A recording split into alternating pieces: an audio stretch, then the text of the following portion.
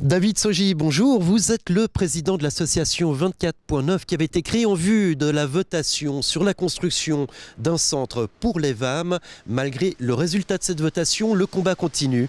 Bonjour, oui effectivement le combat continue. On a rencontré plein de forces vives pendant cette campagne et puis on a décidé tous ensemble de continuer le combat parce qu'il y a quelque chose à faire à Nyon, je pense. Ce qui est assez intéressant, c'est que depuis cette votation, les forces vives continuent d'affluer à votre association. Vous dites même avoir reçu près de 80 demandes d'adhérents. Oui, alors on a plus de 80 adhérents et on a encore des demandes en cours, ça ne cesse de grandir, notamment des gens de la société civile, ce qui est assez réjouissant, ce n'est pas qu'un truc de politiciens à Nyon, les réfugiés. Alors comment agir désormais ? Alors on a plusieurs axes, on est en train de réfléchir, donc on va faire beaucoup de communication avec la population pour leur faire connaître les migrants, les dédiaboliser.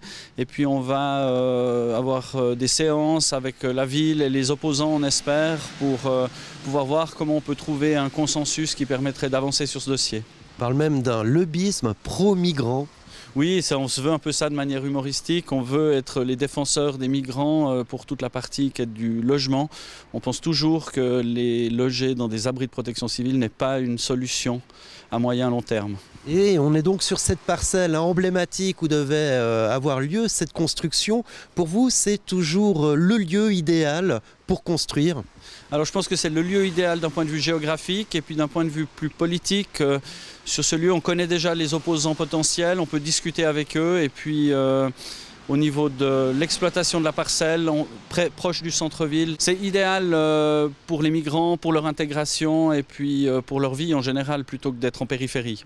Et si je vous pose cette question, c'est à dessein, puisque vos opposants, notamment par la voix de Sacha Soldini, qui est aussi conseiller communal, tout comme vous, proposent de déclasser une parcelle à l'AS, une partie d'une parcelle de 22 000 m², actuellement en surface d'assolement. Est-ce que c'est une bonne idée ?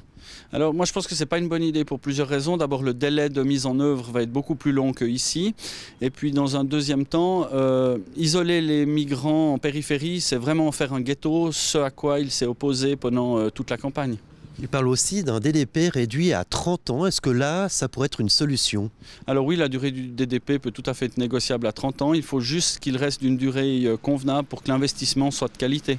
Alors, on a appris par la voix de l'EVAM que le dernier abri PC du canton qui était à Nyon allait fermer. Mais est-ce qu'il faut vraiment construire un centre finalement, de votre point de vue ?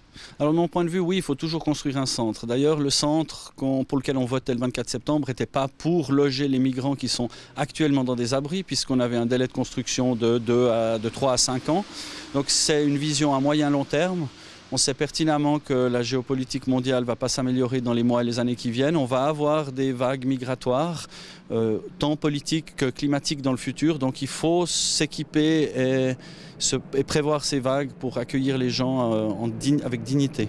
Parce qu'effectivement, actuellement, l'enjeu, c'est d'accueillir des gens qui ont fui leur pays pour des raisons politiques ou économiques. Mais vous l'avez soulevé, il y a tous les réfugiés climatiques qui vont arriver.